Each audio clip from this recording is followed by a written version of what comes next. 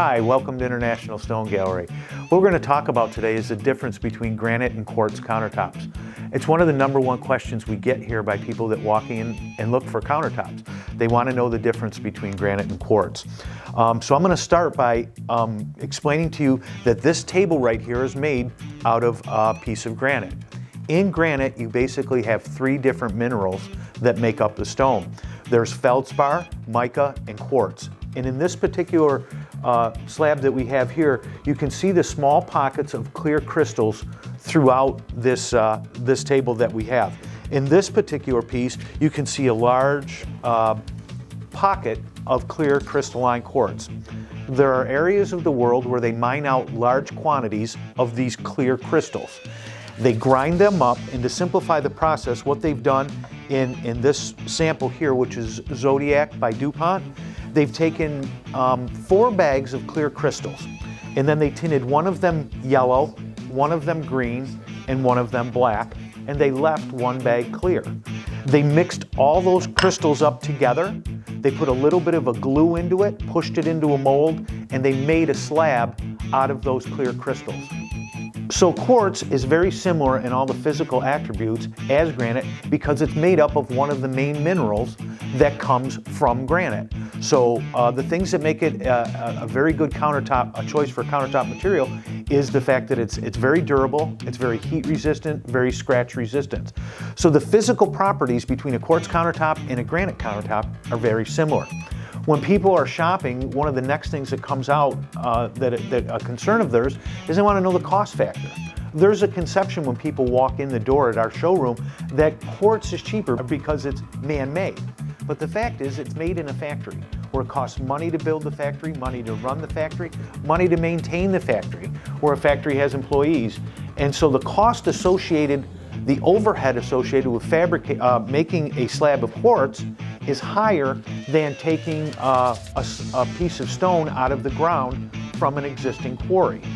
Now, so the cost of quartz tends to be in the middle of the road. There are granites that are cheaper, there are granites that are a lot more expensive. What sets the price of a granite is where it comes from and how much is on the market. So it's a commodity-driven issue. So if the way a stone was formed in nature categorizes it a granite, as in molten volcanic activity that cooled really quickly, if it's categorized the way it was formed, if it's a granite, there's no difference in quality between cheaper priced granite or high-end. What sets the price difference in granite is where it comes from and how much is on the market. A cheaper granite is not a lesser grade of granite, okay? So granite can be $10 to $20 cheaper than quartz, or it can be $50 to $100 more when you get into an exotic stone that comes from far off places. So now what we've done is we've basically taken 2 things. In comparing granite and quartz, we've established 2 things. Their physical properties are very similar. Overall durability, the heat resistance, the scratch resistance, as well as the price. They're very similar in price. Quartz is in the middle. Granite can be a little cheaper, it can be a little bit more. So what we like to do then is show you some samples of granite and quartz and say that because they're similar in all their attributes, we want you to pick the one that you like the look of better. So in the case of these 2 stones right here, what you're going to see is this happens to be one of the quartz manufacturers, of which we sell 5 different types. This is Zodiac by DuPont, and these are both black, green, and gold, okay? And when you set these samples next to a piece of black, gold, and green granite, most people will look and see the richness and the depth that comes in the granite. They tend to like that more than the Zodiac. But now you move into advances in manufacturing processes where all of a sudden you go into a cabinet shop and they have one of these new swirly looking quartz.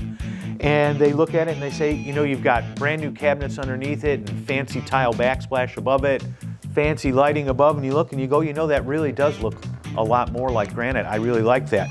Until you put it next to the type of stone that it was trying to mimic. And most people will see the difference in the richness of that stone. This actually tends to look on the fake side right now. So kind of the last part of the puzzle is a lot of the people that come in, they say, well, you know what? I've heard that granite has to be sealed, and I don't want any more maintenance in my kitchen. I don't want to do anything with that. The fact of the matter is the majority of granites have all been resined or sealed at the quarry before they ever get to us as a fabricator or ever show up in your kitchen. And the reason they resin or seal stone at the quarry is because they put the sealer on before they do the final polish. They actually get a better finish on the stone by having that resin go into the stone. But the main reason that the majority of all granite does not need to be sealed is because granite is inherently a very dense material, which makes it a good material to use for countertops. Now, another thing has happened in the industry in the past 20 years. Two things have happened in the industry. Granite is about half the price that it used to be. Granite is the most prevalent rock on the planet Earth, okay? It's almost in every country. Now, advances in infrastructure and mining technology in third world countries have done two things to our market. Because in the hills of Brazil 20 years ago, they knew the mountains were filled with granite, but the only way to get there was on a horse or a goat. Now there are roads going out there. And so roads, the infrastructure has allowed us to get mining equipment and trucks out into those hills to mine out large quantities of granite. They've basically brought it to the United States, and because there's so much rock coming in from third world countries right now, the cost of the raw material is plummeted, and it's caused the overall cost of granite countertops to drop significantly from 10, 15, 20 years ago. They're about a third of the price they were at that point in time. But the other factor that's come into play is as the amount of raw material coming into the US has exploded so much, it's caused some of the stones that used to be very susceptible to staining and that required a lot of sealing, they're not on the market anymore. Market forces have actually, because nobody will buy them, have pushed those stones right out of the market. So the majority of all stone requires very little maintenance. Sealing it once a year is a simple preventative, but I think in a real world situation, almost anyone watching this video right now, probably between a friend, a neighbor, a relative, a coworker, everybody knows somebody that has granite. Ask them the last time they sealed their stone. Majority of people will tell you they don't even know what you're talking about, they never have. So as far as sealing a granite countertop, there are a few stones that are available on the market nowadays that do require a little bit of maintenance. The majority of them, never. Because again, like I previously stated, they've been sealed or resin at the quarry before they ever make it to us. But if you were to seal a granite countertop, I know when I think about sealing something, I think about sealing my driveway with blacktop, and it's messy and it's dirty and nobody wants to do it. This is a granite sealer that we sell, that you can buy them at any hardware store.